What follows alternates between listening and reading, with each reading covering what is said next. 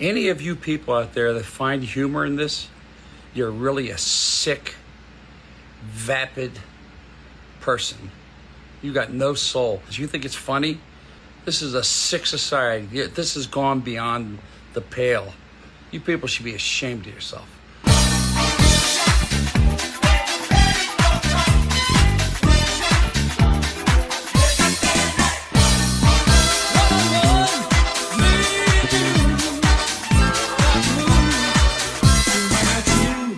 Welcome, everyone, to another episode of Frank Stallone. Who is this guy? I am your host, and with me, of course, four-time returning, not guest host, Doug. You are the co-host of this incredible show, the number one show on the network, by the way. Wow, really?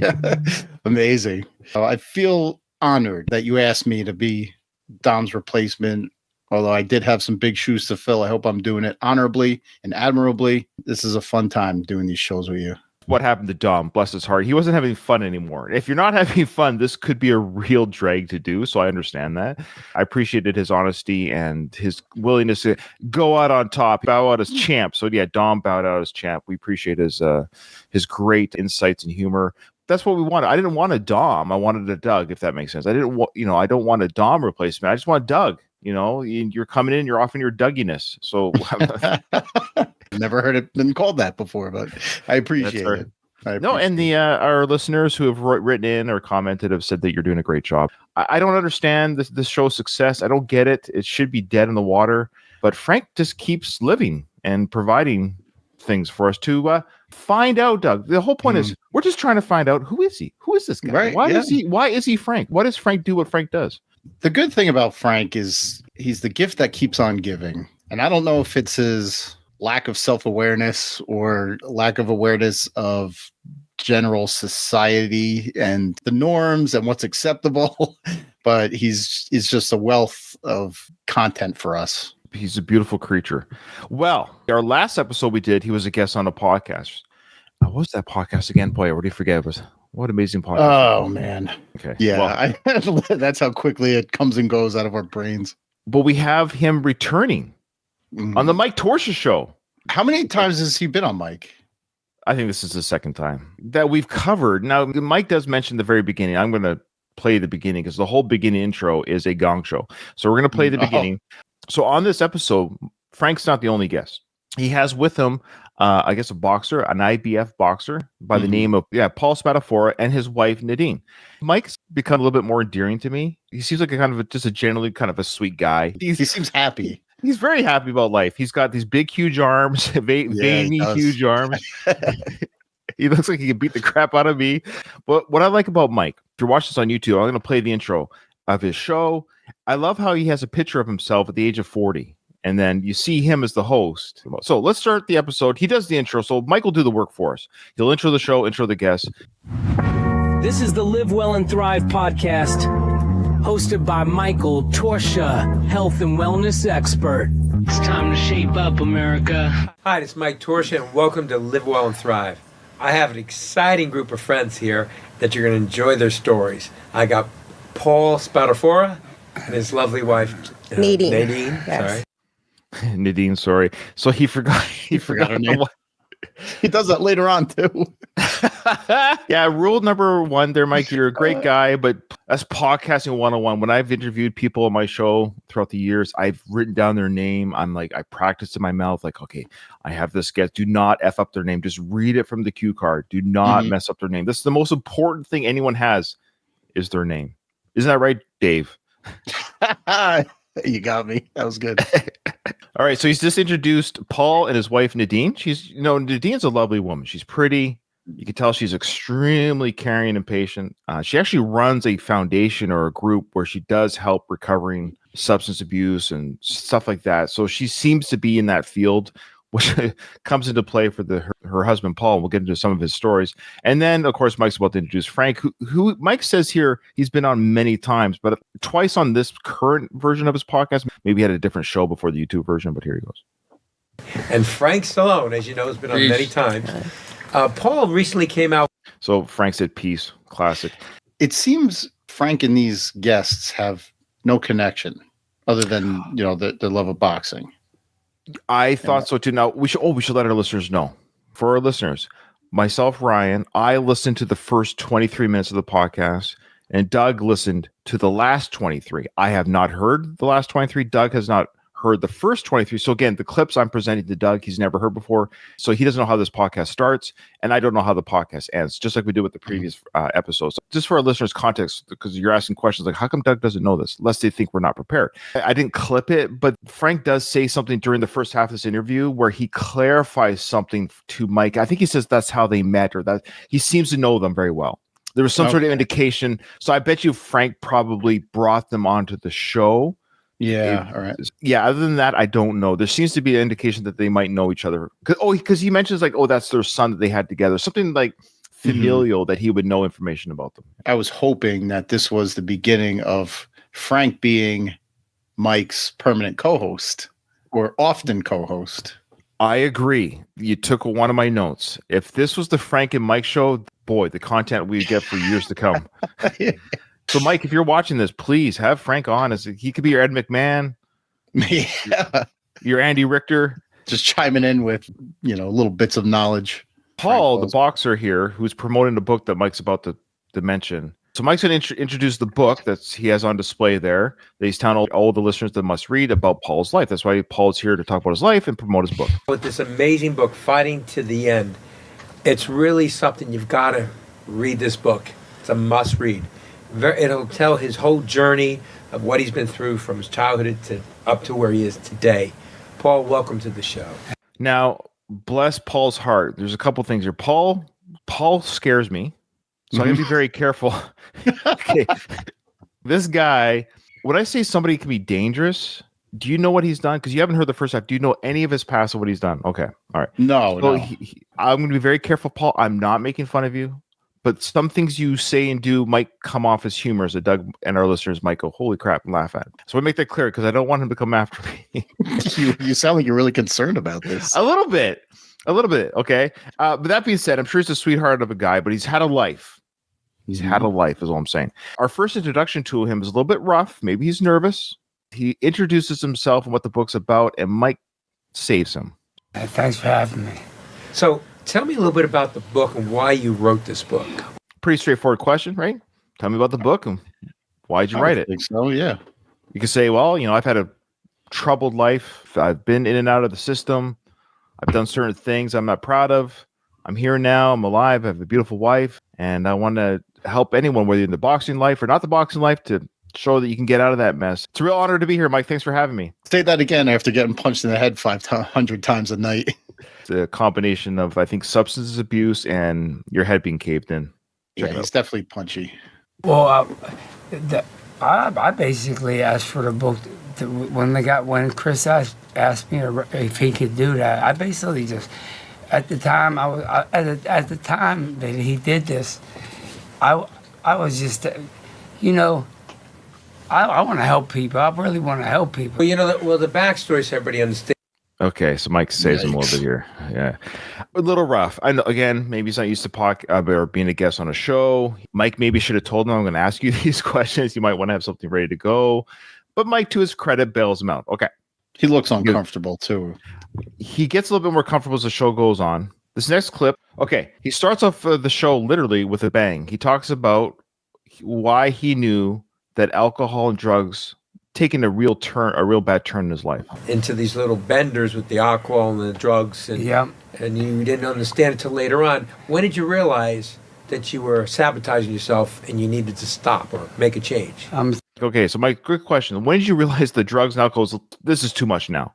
It's gone beyond recreational. Your life is being, it's taking quite a turn. When did you realize this? So when I was in the penitentiary. Okay, fair enough. I've landed myself in jail. Mm-hmm. And Mike asks a follow-up question, which all the listeners are probably wondering, why'd you go to jail? Dealing drugs, maybe? You had drugs in your possession? What are some reasons people could go to jail, Doug, for drugs? Is it like possession and distribution? Or? Yeah, usually those are the main ones. All right, let's see why he went. And what were you One in jail time for? I was in a penitentiary. So Mike stepped on him there. He goes, what were you in jail for? Mm-hmm. And he gets back to it. I was in a penitentiary for shooting my wife. Oh, my God. What? I was in jail for shooting the woman next to me. Wow. And look at Frank's face. Yeah, he doesn't want any part of that. So to answer your question, maybe Frank doesn't know all this because he does react to this story the same way you and I just did. His eyes are up like, whoa, who did I bring on the show? Did we check for weapons before this episode started? Basically what happened was, actually, he might explain it really quickly. Let me see here. You know what I mean? Yeah. Oh, he goes, you know what I mean? No, we don't know what you mean, Paul. Sorry. I can't relate. Yeah, well, you know what it's like, Doug, when you're a little bit drunk and you shoot your wife? You've done that. Yeah. Come on. Many, many times. And how did that happen? That you shot your lovely wife. I mean, What caused Well, Mike says, how did that happen? You obviously love your wife. To be fair, Mike, people have shot out of love too. I mean, it can be, marriage is very complicated. But you to do that? I was in a total blackout. I was drinking. I wanted to go home. He wanted to keep drinking. Like, it was so stupid. It was just something. And then I got 2 flat tires. Yeah, and then on top of that, And he still wanted to keep drinking. You, like shooting the woman you love, like. But I wasn't even mad. Like, I was more mad. Frank jumps in and he says, it must be very terrifying to shooting the woman you love. Yeah. What about her perspective, Frank? What's interesting here, this woman is an angel. I mean, I have a lovely wife and I have a wonderful, caring, beautiful wife. But boy, her temperament and her forgiveness level, it's beyond the bound. Yeah, she's definitely his ride or die, as they say. Yeah. She's sticking by his side through the worst of it. Now, I'm not going to make fun of Mike's setup here because he's got a studio. I don't have a studio. And I don't know if this is his engineer's fault or Frank set up the mics, but Nadine is the only one that has the mic working. Everyone else, I think, is feeding off of Nadine's mic. I don't know if you caught that. Everyone's audio is kind of hollow and quiet. Nadine, when she's talking, you hear her loud and clear. Everyone else is a little bit off. Then it's Frank, then Paul, and then last place is the host, Mike. Really? I didn't. Yeah. Didn't See if you can catch it. Listen to her talk. It's very clear. And then listen when someone else talks. Sounds more hollow and distant. Mad that, like, the whole situation, because he just kept wanting to drink and he kept taking me all these, like, bars that I didn't want to be at. So it was like, after he shot me, he was like, I can't believe you just shot me. Like, I couldn't breathe because obviously, you know what I mean? And then, like, you know what I mean, Doug. You can't breathe when you have a gunshot wound in your side.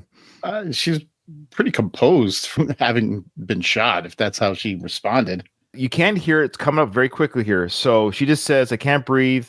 I've been shot by my husband. And she sticks around with him.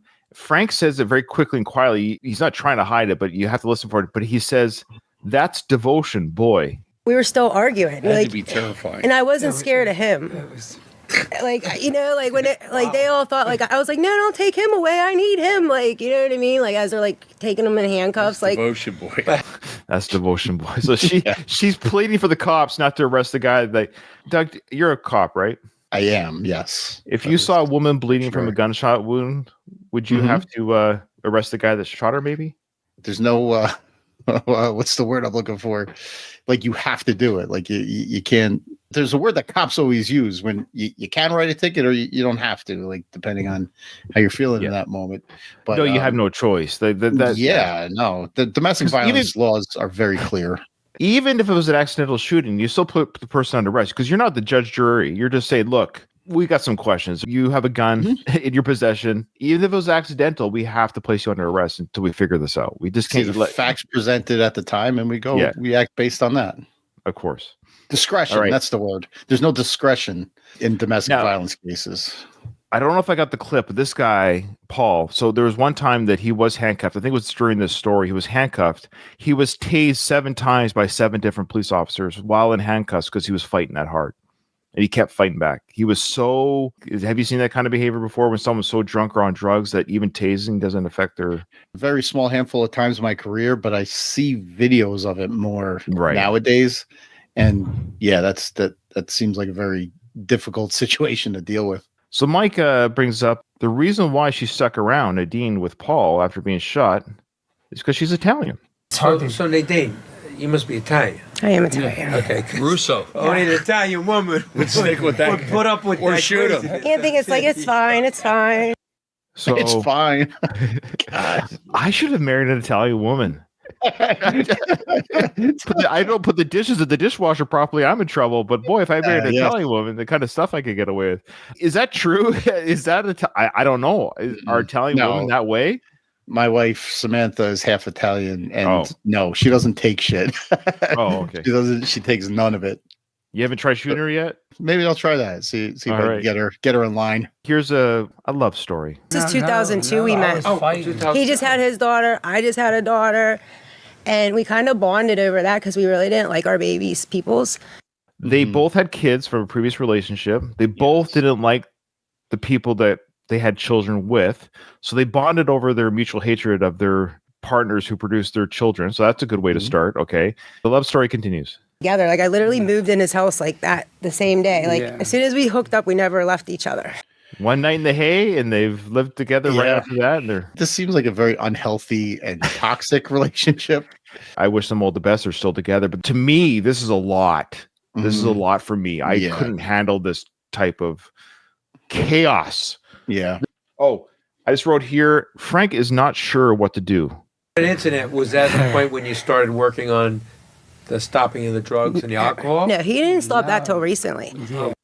He's asking, like, is this when you started cleaning up your life? She's like, no, he hasn't been clean since till recently. Is he clean now? That's what it seems like. Yeah, he goes to AA meetings and stuff. Yeah, and I get it. I understand. It's a daily struggle. The saying is once an alcoholic, always an alcoholic, even if you're clean for 30 years, because your daily struggle with it. So again, Paul, we wish you all the health and strength. Really? Yeah, I actually went to Pittsburgh to save him because he died 4 times. Because Paul's the type of person, if he's drinking and somebody hands him a pill, he's going to take the pill and he don't care. He's like, oh yeah. So he fentanyled. So Oh Frank my just goes, God. yeah. So it sounds like he's an easy break. I hate to say it. So he's got to really make sure he surrounds himself with people that, because she says if you just give him a pill, he'll take it. Well, he's clearly impulsive. He does things without thinking about it. You don't premeditate shooting your wife. Well, I mean, some people do, but if you actually love that person, it's very impulsive, the stuff that he does. So Frank responded to that of his addiction, and he goes, Jesus. I don't know if you caught that. It's very subtle. Sorry, I probably stepped on it. No, that's okay. But Frank does try to offer support. I think it was probably good for you to get away from the keys, rocks, and all that stuff. It It's just too familiar stuff. I'm just going to say, honestly, I would never, ever, and I listen, I'm bad with alcohol right now. He goes, I'm battling with alcohol right now. Battling with alcohol. Right now, he said. Yeah. If he's recently in recovery, once you're hooked, every day, even in recovery, is a constant struggle. So Frank was trying to offer support there, saying, yeah, it's a good thing you got away from that situation that you were in previously, run for those people. And Paul says, well, actually, I'm not. I'm battling with it right now. Frank's like, geez, I don't know what to do here. Frank, it's not very often that we see Frank speechless. He does pipe up. Don't worry, folks. This is Frank Stallone. Who is this guy? But fascinating interview in general that Frank's a part of. But Frank does chime in very quickly here. I call this clip Dr. Frank. You know what I'm saying? But it's every day. It's one day at a time. One day. It at a really time. is one day at a time. I know guys have been sober. I mean, when I say like him, bad alcoholics. I love how he says, like him. Like him. He points, The worst, the scum of the earth people like this guy right here. I can know some alcoholics who are bad, just like this guy over here. More Dr. Frank here. It's a chemical thing. Yeah. It's an allergy. Have you ever heard of alcoholism referred to as an allergy? An allergy. I don't know, Frank. Can you elaborate, please? Well, that's what I love. So he refers to it as an allergy, which I think is a fantastic. I'm allergic to alcohol. Achoo! Get that stuff away from me. I get the sniffles. It's that time of year again. The alcohol just is getting to me. My eyes are Honey, tearing. put away the beer. I'm sneezing again. There's Dr. Frank. They drink. Their whole chemistry goes. They might be, hey, how you doing? Nice. I've seen guys after a few drinks. I go, so what do you think about it? They go, what'd you say, man? Yeah, they're ready to fight Whoa. you. I mean, it's like, His segues, as we know, the Frank segues are all over the place. Yes, Frank, there are people who are born with the alcohol gene. We know this. This has been proven that they have a proclivity for drinking, that somebody can drink a glass of wine, they're fine. Somebody else drinks a glass of wine, they can become an alcoholic. As you know, alcohol affects people differently. Great. Yeah. That's the chemical thing he's probably referring to. It's innate in some people. That makes and then more you- sense than the allergy thing. Yeah, well, I'm not a doctor. I'm not Dr. Frank. Frank was also saying that, yes, some people can become angry drunks, and some people become lovable, goofy drunks. Again, it Mhm. depends on your personality. So he's saying, yeah, some people have a couple of drinks, and you ask them, how you doing? And they look at you, I'm going to kill you. That's true. We've seen those type of drunks. I'm sure you have too, Doug, in your time. Absolutely. Frank mentions coming up here, he gives a call back to the allergies condition. A couple of my friends got life. You understand what I'm saying? So my best friend's doing 20 right now. And I'm just saying. This guy's surrounded by chaos. Like his best friend's doing 20. He talks later, I don't know if I have the clip, that he has a brother who's buried because of drugs. Poor guy. This guy is surrounded by chaos. Environmental factors in here, I do believe that the situation that you grow up in also contribute to, of course. It's not just all poor choices. If you're surrounded by it growing up, you're going to fall into it too. Absolutely. This poor guy, Paul, like it's unfortunate that people can't have me and Doug, we're not perfect parents, but I suspect your home. I've seen your family pictures and your family outings and your boys and your little girl. Like I see them and like, you can tell they're happy. You can always tell when there's a functioning, happy upbringing versus one that's chaotic. Right. As an officer, of course, you've seen both sides of the coin. I have, unfortunately. Yeah. All right. As soon as I put something in that alcohol in my body, man, I think I'm the Incredible Hulk. I turn into somebody that I'm not. Yeah. It's almost it's a shame because it changes me. It changed me completely. My whole everything changes. So you're able. Very quiet, but he says that's the allergy. He says when you have the drink, you turn to the Incredible Hulk. So this guy's saying that every time I take a drink, I want to kill somebody. I want to shoot my wife. I want to punch people. When he's sober, he doesn't feel that way. So he's explaining that, yes, he does become a changed personality when he drinks. And Frank says, that's the allergy. This is supposed to be a comedy podcast, Ryan. What are we doing? I know. I'm trying here. I'm trying. No, I know. We're going with the information that's given to us. This guy's got a hell of a backstory, so we might as well cover it. You know Oscar De La Hoya, right? Not personally, but I know who he is, yes. Yeah, I just like the moniker Frank calls him. It's like, put this way, Oscar De La Hoya is very upfront with it. Oscar De La Hoya, through his whole career, was a cokehead. Jeez. I just love how Frank goes, Oscar De La Hoya is a cokehead. Oscar might take exception with that, Frank. Frank pipes in real good here. So we've heard a little bit of Paul's upbringing here, the crimes, the drugs, the alcohol, but Frank can relate to Paul's journey. Check it out. So now you got millions of dollars, Rolls Royces, as you know, all the hangers on, and then you get in trouble with women and whatever. But the thing is, you have to have a good team. It's like we were talking about before. If you don't have a good, solid team behind you, you could be the greatest guitar player, the greatest singer, greatest boxer. But if you don't have a team that is watching you and moving you in the right direction, I ain't no manager. We're back to that. Yes. Oh, he's talking about the team behind him. Yes. Even if you're the best guitar player, singer points to himself, and then he goes, or the best boxer points to Paul, your life can go to shite because I ain't no manager. And then Paul will step on him. I don't know if I got the clip, but Paul, she says afterwards, no, he goes, I had a great manager. Paul says, the mistakes were mine. Oh, imagine that. Yes. Imagine like self-reflection and actually like looking inward. Wow, Frank. You'll probably agree with me. The music world and the boxing world have a lot of similarities with the drugs, the alcohol. Yeah, bad issues. promoters and bad managers. So again, bad promoters, bad managers. Yeah. So look at him blaming the promoters and managers on his lack of success. Frank, where's your tell-all book? Now that would be a fun book to break down chapter by chapter. Holy shit. Yeah, that would be. You think he reads it himself, the audiobook? Oh, I hope so.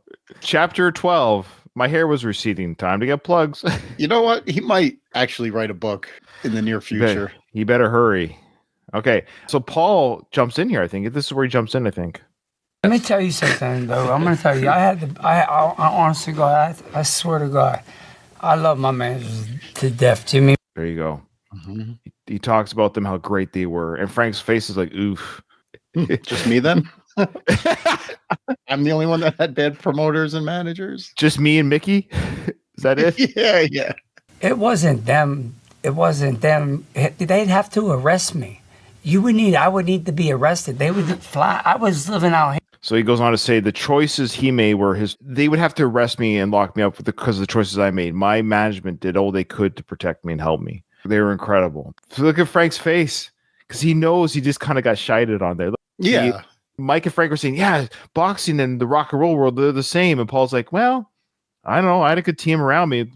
It was my fault. It's very coherent of him to recognize that.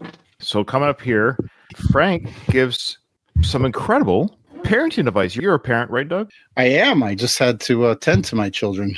That's right. We had a little bit of a break there, which the audio and visual audience knew nothing about. That's how good we are. We're such a seamless show. You're an editing master. Yes. And Frank gives some parenting advice because Frank, too, is a parent. He doesn't like to talk about it very often, if at all, ever. Let's hear what he has to say about parenting. But a lot of dysfunction, no like love or like, oh, you're going to school. So he's talking about his own upbringing where he did not get a lot of love and affection from his parents, a lot of hugs. Oh, you're off to school. Here's a hug and kiss goodbye as you go off to school. So Frank didn't get that. So he knows how important it is to be a good parent.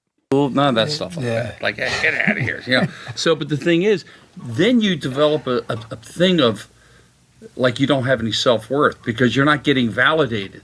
Now you see some of these football players that are unbelievable. I want to thank my mom and dad. They were there the whole time. I mean, when you see that, sometimes I get teary-eyed because their father and mother were there, came to every game. So. Yeah, very interesting. So he's saying when he sees a football player win the Super Bowl, thanking their mom and dad for taking them to the practices, supporting their journey. Thanks, Mom. He gets teary-eyed because he didn't have that growing up. Yeah. Well, thank God he has the opportunity to rectify those mistakes as a parent himself. Be the dad that he never had. I wish him all the best as he does the same for his offspring. Good job. That's sound advice. Would you say that's great to see that Frank can introspect and see how to be a wonderful, good parent because he didn't have that growing up, and he's now telling us all as parents, this is something you can do for your family. So good to hear. Very happy for him. That. My brother and I didn't have that. He didn't have that. Yeah, your father gave you guys a hard time. Oh, he was a brute. He always wanted to punch someone in the nose. But I'm just saying. But if you don't have that validation as a kid from your parents, like affection, hug, and we love you no matter, we'll back you, whatever you can do. Oh, so if your son or daughter comes up to you and says, hey, Dad, I want to go to Hollywood and I want to try this thing called acting or whatever. I would suspect Frank would say, that's wonderful. I want to validate that. I want to support that. Hey, I've actually got a little bit of a foot in Hollywood. And let me introduce you to some of my friends and build a network. As long as your own talents and everything can carry you, getting a foot in the door, there is nothing wrong with that. Nothing wrong with the foot in the door. Absolutely. Family taking care of family. I'm glad Frank's taking his own advice here. That's good. It's a lot easier. Mine's not as bad as his, but it's bad enough that brings in self-doubt, brings in self-worth. So then when you become successful, what you work for, then you really, am I really worth it? And that's where the self-sabotage comes in. Self-sabotage? He did not get validation and support from his own family. Mm-hmm. So he's maybe self-sabotage or self-doubted his own career. Family. So it's not the managers then? Well, we know with Frank, we're never sure where it lies. Okay. He kind of scares me a little bit, but he does say that he had the best mother. My mother started smoking that crack, and remember when New Jack City came out? Yeah. So around that time, New Jack City came out. Now we don't know if that was the theatrical release or the VHS release, but around that time, his mom was going to see New Jack City in the theater and then piping up after. So I'm sorry, Paul. I mean, this is heartbreaking. You know what I mean? But my mother was the best mother you could ever have because she made me tough as hell. And look, my mom has her faults, I admit. I have mine as a parent, but thank God smoking crack's not one of my faults. Yeah. I have 2 sons who are adults and married themselves. I got 4 to go still. But my 2 adult children, maybe I should give them a call and say, you know what? I could have been tougher on you. I could have been a crack addict. Now, he became tough because he probably had to fend for himself a lot. Sure. Because his mom wasn't available. So he talks about how that toughness, like this guy is tough. So he says when he goes into the ring, that's all he sees is blood. He fights to survive. That's why when he fought the cops, handcuffed with his hands behind the back, he was beating up cops with no arms, being tased 7 times. This guy caught in a corner is a dangerous man in the ring. So he takes that same mentality in the ring. That's why he scares me a little bit. This guy is dangerous. He says he's never been to fight in prison, but who's going to fight this guy in prison? Yeah. People kind of know. You kind of know when this guy steps in. Go ahead. He'll tear you apart. I got Rodney King in Pittsburgh. I was You tased did sue 7 them. times. No. Oh, that time. I was tased Oh, 7 times. I was on my. You know They what? put a bag over his head. You know what my lawyer told me. Well, that's right. So he's telling the tase story, and Nadine keeps jumping. He keeps shushing. That's what it is. Yeah. He keeps shushing. Let me tell the story. I'm telling the story. Nadine's like, yes, sir. Yes, sir. This is crazy. Even Frank's like, Frank and Nadine are both like, please do not do this. Please do not do this. But he's kind of serious. It's hard to understand what he's saying here, so I'm going to spoil a little bit. He wants to shave his head completely. I think he says he wants to put a tattoo on his head showing the gun to his head, like almost like a suicide thing to represent this kind of behavior is suicidal. It's a representation, a reminder not to live that life because it's like killing yourself. It's a very aggressive reminder. And Eddie is a tattoo guy, and I was telling, I told my brother, and I told her, I was gonna get, I really want to get my head bald. I'll die. And put no. I know. How do you just think, telling you. Frank? And just put like, there's a thing with the gun, putting it right to where the drink is. Put the gun where the word is drink is on his head to show, and he puts the gun motion under his chin to indicate suicide. Mm-hmm. My face on it, And put his face on it. so I could remind myself, as soon as I pick that up, it's not even no joke, Mike. Like when I tell you it's no joke, it's serious. It don't get no. This poor guy and his demons, man. Your heart breaks for him. This is how he recognizes how terrible the alcohol is, that he wants to tattoo his head with his face on it with a gun and the bottle saying, if I keep drinking, I'm going to kill myself. Sounds like a very busy tattoo. I don't know. I don't know how that would translate. What would you recommend? Just the gun, maybe? Just the gun? I wouldn't recommend any head tattoos, but that's just me. No, I'm sorry, guys. This is a really dark episode. I apologize. Maybe Doug's second half will be better. I have one more clip. Frank does his homeless person impersonation. He talks about the show The Contender. Remember that show The Contender was in 2006 or so? It's a fun reality show. I quite enjoyed it. And I guess Frank was on the set. And he was talking about how people were just coming off the street wanting to be a part of the reality show, The Contender. Some of them were homeless, so he does his impersonation of homeless people. He comes up, man, I think I could try out. His whole life was in a shopping cart.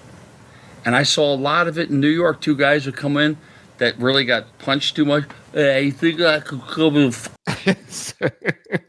It sounded like an early John Travolta, like Barbarino. Not Barbarino. Who do you play? Did he play Barbarino? Yeah. But look at Paul over there. He's like, you making fun of how I talk? Look at his face. Look like he's ready to kill Frank right there. All right, that's all the clips I have. What do you have in your second half? We got a good balance here because yours was Paul heavy. All right. I went all Frank stuff because Nice. As fascinating as I found Paul, he upset me because I just wanted to, smack him in the head and say, get it out. What are you trying to say? Because he stutters and stammers. If anybody wants to know how to define punchy, just listen to this guy speak. Well, they did talk about in the first half of the interview. It takes a special kind of person to put themselves in the ring. One of the good things that Frank did say, I didn't clip it, was the type of person that gets in the ring to fight probably didn't have our upbringing. Right. Yeah. I admit, I'm a baby. I don't want to be punched. Yeah. I can go my whole life without being knocked out, Doug. I can do it. I'm fine with that. All right. You got hobbyist boxers, Sure. but they're not exercise and sparring, that kind of thing. But you're not fighting pro, like really taking the headgear off and going to town. We love Frank's stream of consciousness, synapses firing so much that I got one here. I don't know what point he's trying to make. Oh, it's always valuable, whatever he's trying to make. He trains really hard. He was in the gym today. He loves it, but that's probably his, I hate to say it, like, when you're a little kid, you have a binky blanket. It's like your security thing. Yeah. He's comfortable in that thing because that's what he knows. And he also gives knowledge to young kids, which I guess it kind of vilifies yourself. In other words, you're passing on this information. You're doing something. You're channeling something good. Because, like I said, the idle time is the devil's playground, bro. I have a friend. What is the point? What is the point? Let me see if I can follow this. He was at the gym. That's a safety zone. So that was the binky blanket. So when a baby has a binky blanket, that's their comfort zone. That's where they feel safe. So he feels safe at the gym. Okay, but then how does he vilify himself helping kids? Doesn't vilify mean you're a villain? Yeah, to vilify is to make something bad. You're making something did bad. he mean validate himself, maybe? I think so. I think that's the V word he was looking for, validate. to validate his being by helping out By helping younger kids. No offense to Paul, but I don't think my kids are going to your gym. I'm sorry. Yeah, no, I wouldn't let my kids in anywhere near you. No offense, Paul. Again, no offense, Paul. You would understand. I hope you understand. I know personally when I'm communicating with somebody and I want to be heard, I always want to be vilified too. All right, we got a couple of thirsty old men. Okay, all right. Let me guess, Mike and Frank. So it's really cool. You look fantastic, by the way. Your skin is like silky smooth. This is a 21-day cleanse. I just did a 21-day cleanse before Thanksgiving. I also like how Frank points out that she just finished a 21-day cleanse. Like she just finished shitting her brains out for 21 days. Is that what that is? Like a cleanse? Yeah, it's really just like cleansing out your digestive system. See, you're right though. Mike, he's 70. She's what, 40, maybe 40 something, but he's talking about her silky smooth. What was silky smooth? Her skin. Oh no. And then Frank says, yeah, she's been shitting her brains out for 21 days. Okay, that was so quick. Okay, got it. Okay. Talking about Paul being a Virgo. Oh. That's the biggest battle I have is alcohol. That's the And he's a Virgo like you. Joke. He's a Virgo like you. So you know Paul's birthday and Mike's birthday and that they're Virgos. Why? I don't even know my wife's sign. I know, right? No, but when I'm cooking, I don't even look. I know where the parsley is, the pepper. So I'm like this. That's awesome. It's automatic. But you know what I mean? Because being a Virgo, we understand each other. Well, the Virgo thing would... Now they're connected with their zodiac signs? Yeah, I guess so. You know what I mean? Because we're Virgos. We get it. Hey, we're Italians. Hey, parsley. And the oregano. He's talking about finding the spices without looking on his rack. And he turns to Paul. You know what I'm talking about? When you're cooking, you know where everything is in your kitchen. Because I guess Virgos are seriously organized. I don't know.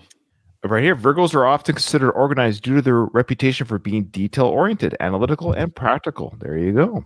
Okay. I mean, you know what? It's funny if I asked it about Scorpios, they'd probably say the same. Who knows all this crap? It's so self-serving. Right.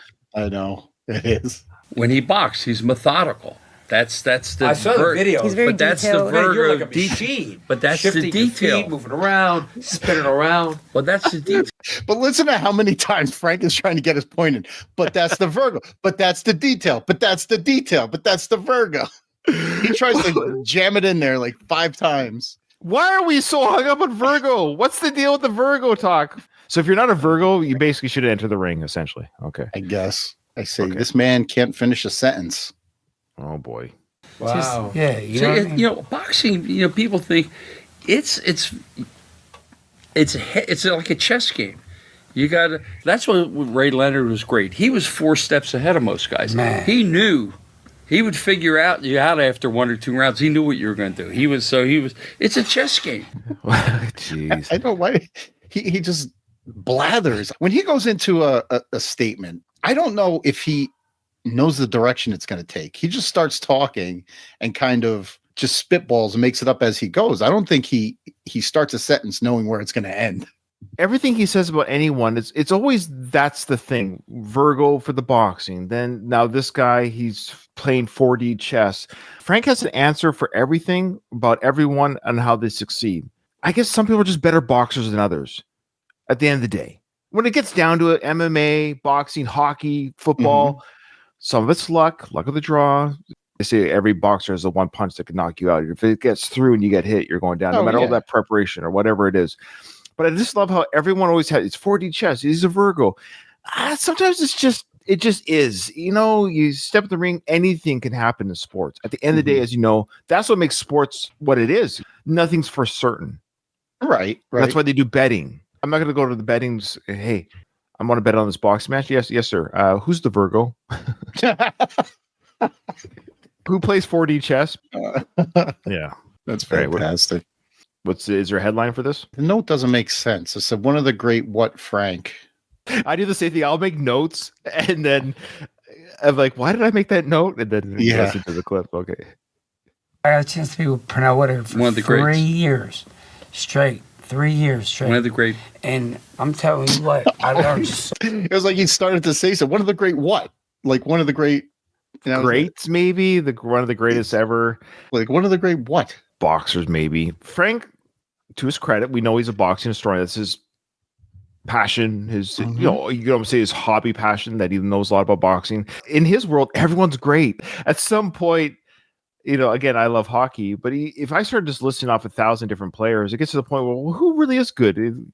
I guess everyone's good to make the NHL because you have to make the NHL. So I guess in Frank's world, it's the same idea. To make it to the top, you got to be good. I get it, because there's 1,000 boxers who never, make the light of day. Sure. Next, we go to now. Leading up to this clip, they were talking about southpaws.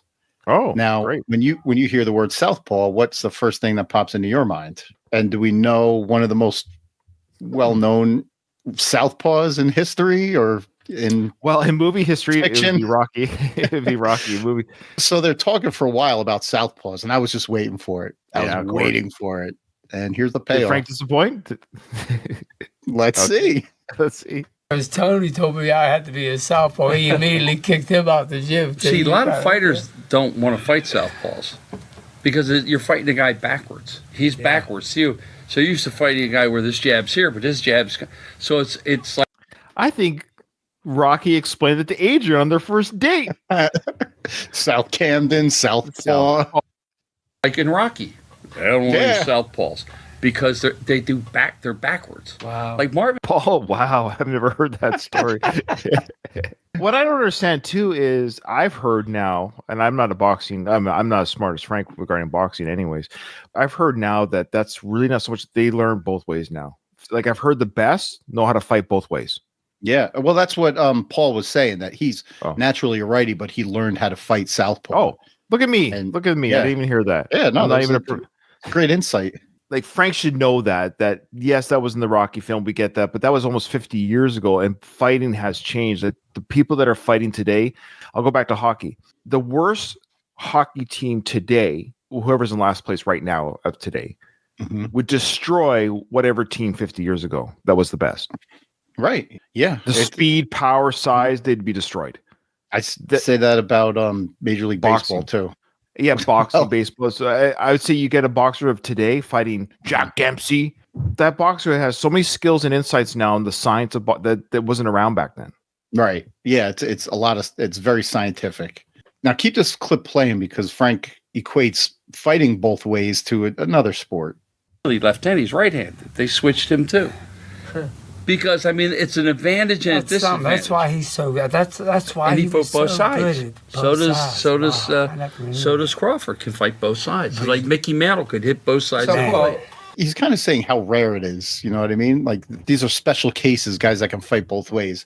And Mickey Mantle, although yes, he was one of the greatest without question, the greatest switch hitter of all time, there have been thousands. It's not that rare to be a switch hitter. I do like the shot here. Again, our audio listeners won't see what I'm talking about. The different camera work in Mike Torchia's studio. But I love how they got a screen there with the podcast symbol. I like how the shot here of everyone here. But you got the Mike Torchia, live well and thrive. What do you think that picture there of Mike's face, 20 years ago? At least, yeah. That's probably Mike in his prime. Sure. He's very handsome, fuller head of hair, much younger. But I'm not trying to be rude, but it's almost like catfishing your audience a little bit. Yeah, come on. Mm-hmm. Sure, I was very handsome when I was a teenager. We're not those men anymore, Paulo. And for the audio only listeners, maybe that's the picture they have in mind. Oh, that's true. That's true. Next, we got. I said they pay Frank no mind. Why is he even here? Yeah, okay. Fighting? Always fighting. Always fighting. Oof. Did she snort? Coughing. She coughs into the mic more than once. It must have come in the second half more than she probably held it in for the first half. Okay. She did pretty good for the first half. Okay. Yeah.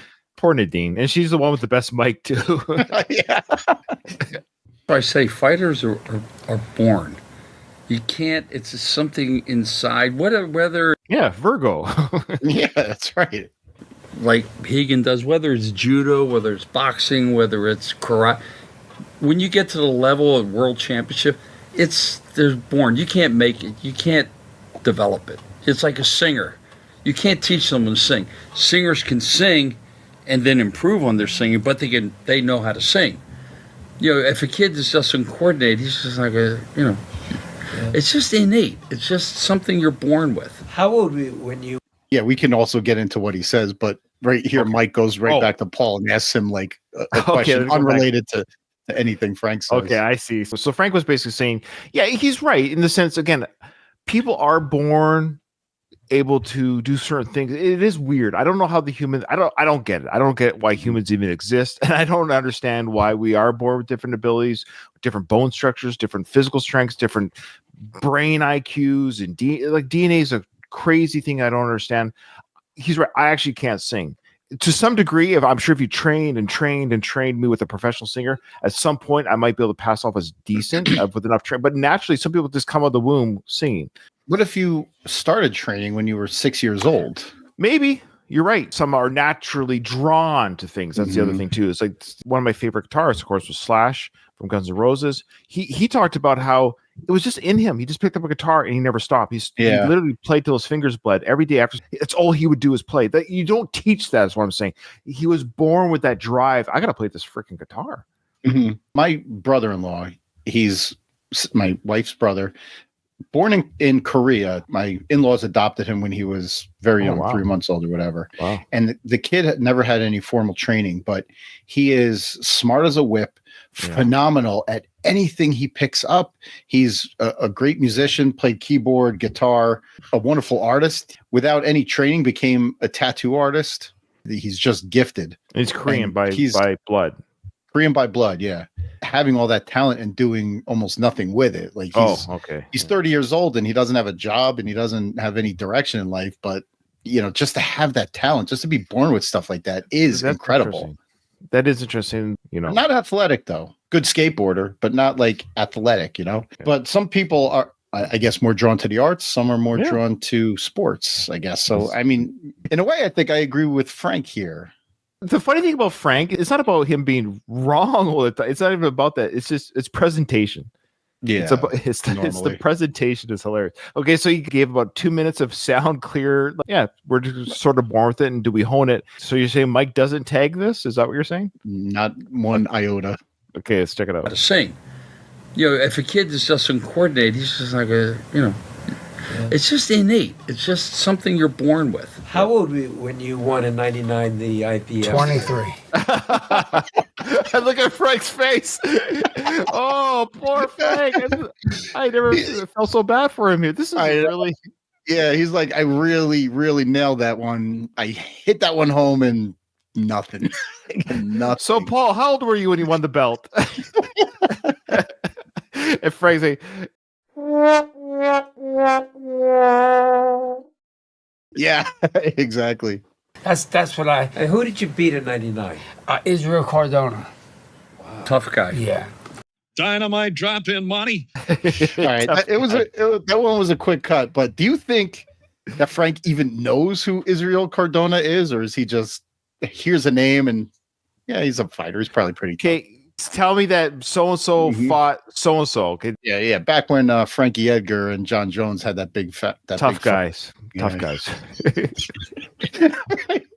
Yeah. See, I don't know who they are, but I assume if they're the MMA kicking each other's ass, they're probably tough guys. Pretty tough. Yeah. That's all. Some things you could glean just by the context clues. All right. My only note here is wrong.